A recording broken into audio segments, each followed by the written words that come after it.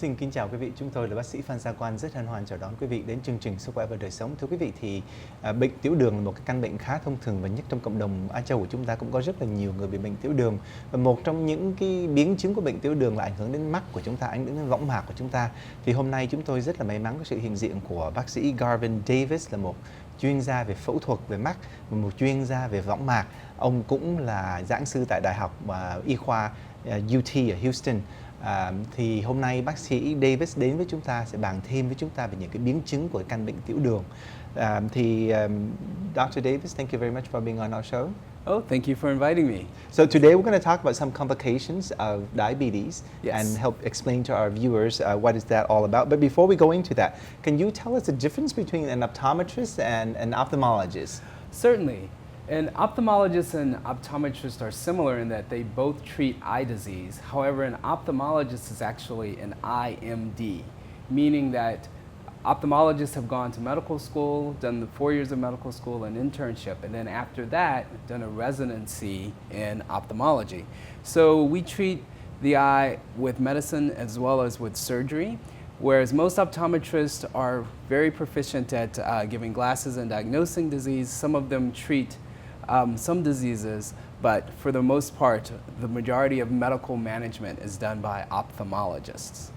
Thưa quý vị, thì là cái câu hỏi đầu tiên chúng tôi mới đặt ra cho bác sĩ Davis là nhờ ông giải thích cái sự khác biệt giữa bác sĩ phẫu thuật về mắt và bác sĩ về mắt mà quý vị thường thấy mà làm kính mắt.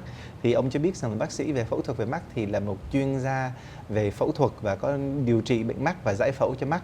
Còn bác sĩ làm kiến thì đa số thì là họ chẩn bệnh và họ khám bệnh và họ giúp cho bệnh nhân chọn kiến, là thay kiến cho bệnh nhân. Và một số bác sĩ về làm kiến thì họ cũng có điều trị nhưng mà họ chỉ dùng thuốc, không có giải phẫu được. Thì cái câu hỏi kế tiếp là một người chuyên gia về phẫu thuật về võng mạc là như thế nào? So what is a vitreoretinal surgeon?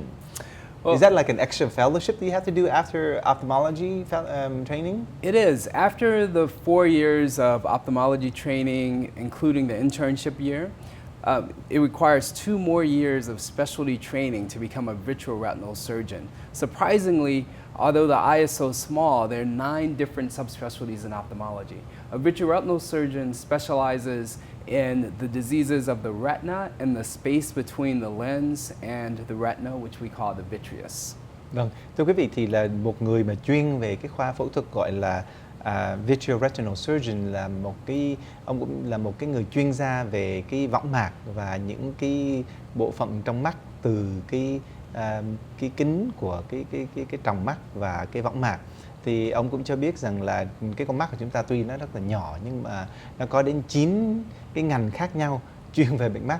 Cho nên sau khi mà đi học trường y khoa xong rồi đi chuyên khoa về phẫu thuật mắt là phải đi thêm 2 năm nữa để mà chuyên khoa về phẫu thuật về võng mạc.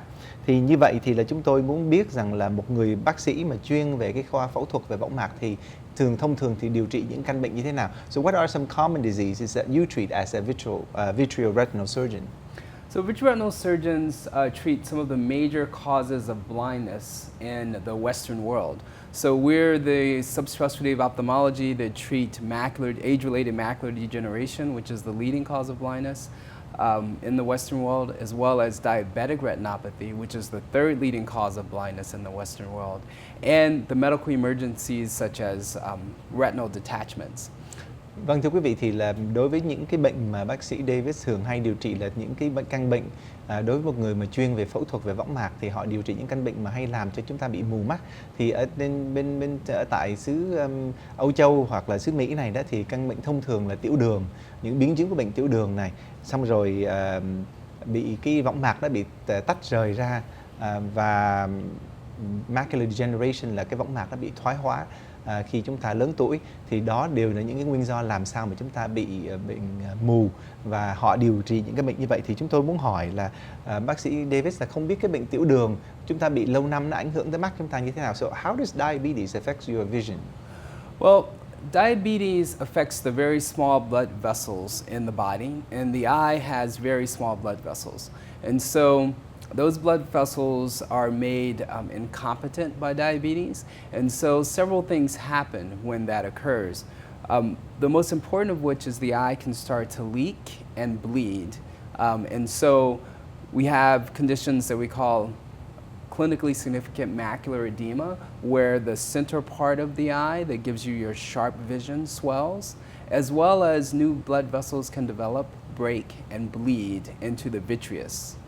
Vâng, thưa quý vị, thì là bác sĩ Davis cho biết rằng là cái bệnh tiểu đường đó thì nó ảnh hưởng đến những cái động mạch nhỏ nhỏ trong mắt của chúng ta, và nó làm cho những cái động mạch nó bị vỡ và có thể bị chảy máu, hoặc là những cái thể dịch bị chảy ra ngoài. Có những cái căn bệnh mà nó làm cho cái chỗ chính của mắt để mà chúng ta thấy cho nó rõ đó, nó bị sưng lên, hoặc là nó chảy máu ở trong cái phần nước ở trong mắt của chúng ta.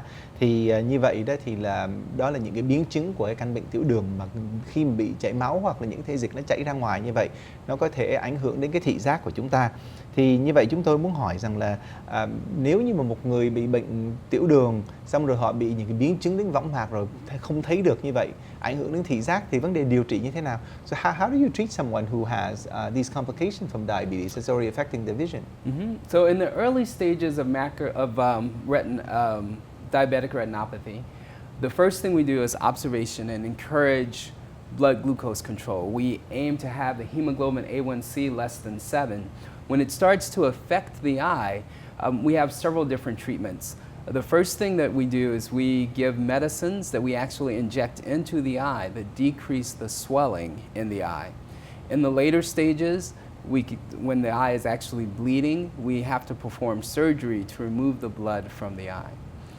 Vâng, thưa quý vị, thì là đối với vấn đề điều trị mà khi mà bệnh tiểu đường đó, thì bác sĩ Davis sẽ biết rằng cái điểm chính thì chúng ta cần phải kiểm soát chất đường trong máu của chúng ta cho nó được chặt chẽ hơn, và giữ cho cái lượng đường dưới 6, dưới 7 chứ, less than 7 hemoglobin A1C, not 6 but 7, right? Well, all right, yes, that number continues to lower. To be lower, right? But 7 is the least. Vâng, giữ cái lượng hemoglobin A1C là cái lượng mà chúng ta có thể kiểm soát lượng đường trong máu của chúng ta trong 3 tháng vừa qua, thì càng thấp càng tốt, phải không ạ? Thì bác sĩ David sẽ biết rằng ít nhất là dưới 7, và bây giờ con số nó càng ngày nó càng thấp hơn. Có nhiều người lại muốn nó càng thấp, như khoảng là 6 thì càng tốt. Và ông cho biết rằng là nếu như mà bị những cái biến chứng chảy máu rồi đó, thì đôi khi họ có cho thuốc, hoặc là đôi khi phải giải phẫu để mà lấy những cái vết máu đó ra.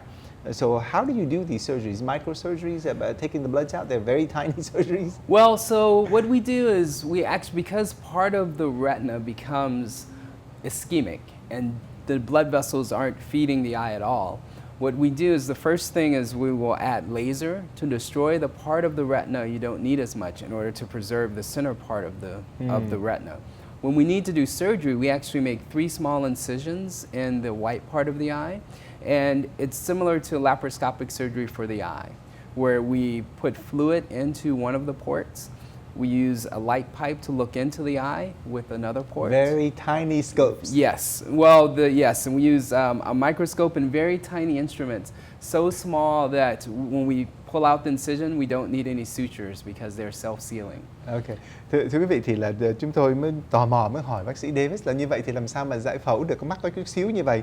Thì ông cho biết rằng là dùng kính hiển vi và những cái dụng cụ rất là nhỏ để mà vào, cũng giống như là làm nội soi vậy, vào trong cái tròng trắng, xong rồi có thể truyền nước vào trong cái tròng mắt của chúng ta để mà làm giải phẫu. Rồi đôi khi dùng tia laser để đốt đi những cái chỗ võng mạc mà không cần thiết, để mà giữ lại cái chỗ chính để chúng ta thấy cho nó rõ, để mà làm giải phẫu. Thì có những cái dụng cụ rất là nhỏ đến nỗi mà khi mà người ta lấy ra đó thì không cần phải khâu lại được gì cả, nên nó tự động nó lành lại thôi. Thì như vậy thưa quý vị, thì rất là nhỏ. Thì chúng tôi muốn nhờ bác sĩ Davis nói rõ thêm về cái vấn đề cái võng mạc nó bị tách rời là như thế nào. So what is retinal detachment then? So a retinal detachment is a medical emergency. So if I wanted your viewers to get one very important fact is that if they notice the symptoms of a retinal detachment, you must see someone immediately. Technically, what a retinal detachment is you can envision the eye like a camera. Light comes in, it gets focused by the lens of the camera onto the film of the camera. So the retina is that film, and the film can have a tear and come off the back of the eye, and that is technically a retinal detachment. Vâng, thưa quý vị, thì là nói về cái võng mạc nó bị tách rời ra, thì là bác sĩ David sẽ biết rằng thí dụ như mà chúng ta thấy là có một cái máy chụp hình, thì là con mắt của chúng ta thì cái tròng, xong rồi cái ánh sáng phải qua cái tròng thì nó vô cái phim ở phía sau, thì cái phim là cái võng mạc, và cái phim nó bị tách ra từ cái phía sau cái camera, thì nó giống như là bị cái võng mạc nó bị tách rời ra như vậy. Thì đó là một cái vấn đề cấp cứu khẩn cấp, và khi như vậy đó thì là chúng ta cần phải đến khám cấp cứu ngay lập tức. Thì thưa quý vị, trong phần 2 của chương trình chúng tôi sẽ tìm hiểu thêm với bác sĩ David là làm thế nào để chúng ta điều trị những căn bệnh mà liên quan đến cái võng mạc của chúng ta bị tách rời ra như vậy. Mong quý vị tiếp tục theo dõi chương trình của chúng tôi.